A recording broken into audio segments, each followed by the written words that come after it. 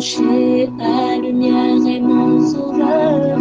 Je ne crains rien. Il est mon rempart et mon ferme soutien. De qui pourrais-je avoir peur? Shalom. Nous avons aujourd'hui notre croquette biblique numéro 54.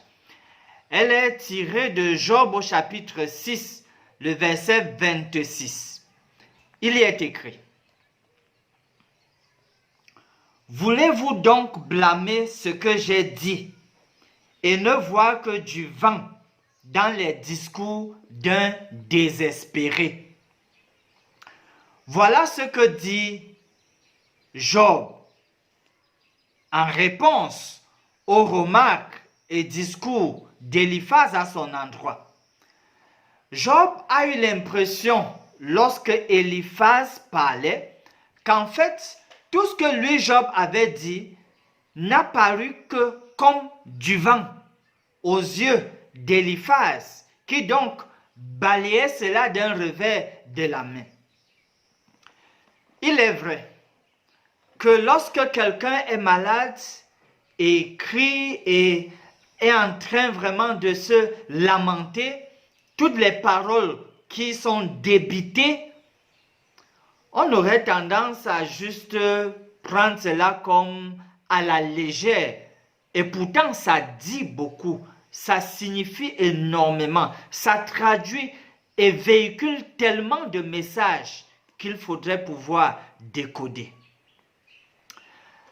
Le mot qui est utilisé pour désespérer, parce que Job dit, voulez-vous voir quelqu'un qui est désespéré? Donc, le mot utilisé pour désespérer signifie incurable, qui a atteint un état incurable.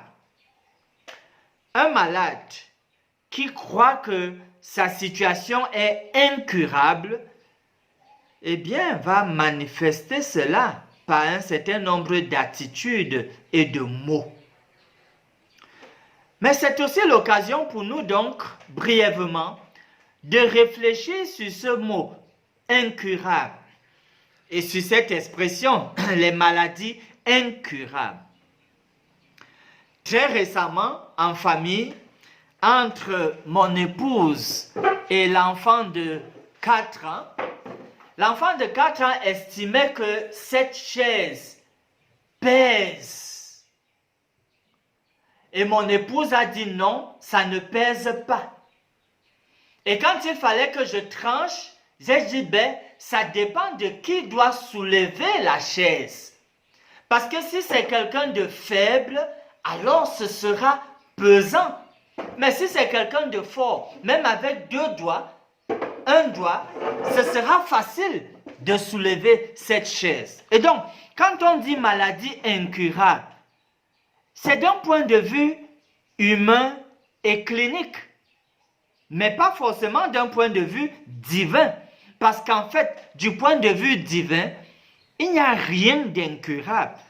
Il n'y a rien qui peut dépasser le Seigneur s'il désire agir. Et c'est pour cela qu'en termes de promesses, nous pouvons nous appuyer dans Luc au chapitre 1, le verset 37. Il est écrit, et c'est l'ange qui parle ici, car rien n'est impossible à Dieu.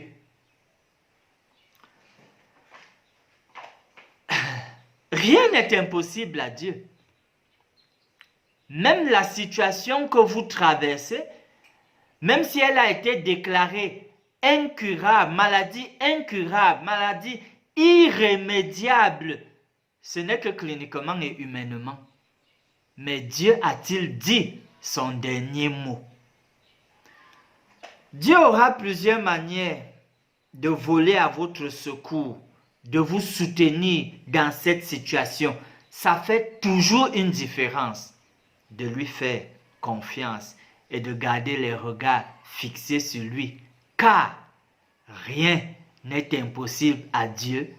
Ne soyez donc pas dans une condition désespérable en croyant que tout est incurable, tout est irrémédiable.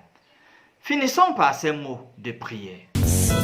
Merci Seigneur de savoir qu'il n'y a aucune maladie incurable à tes yeux et qu'il n'y a aucune situation irrémédiable si nous te faisons confiance. Donne-nous de nous appuyer chaque jour sur toi et que nous puissions toujours le faire. Fortifie-nous et accepte notre prière au nom de Jésus. Amen.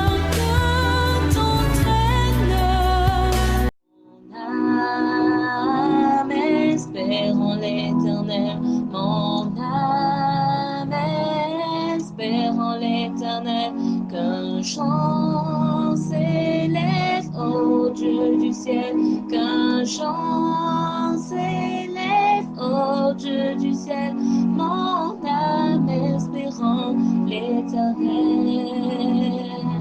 mon âme espère en l'Éternel.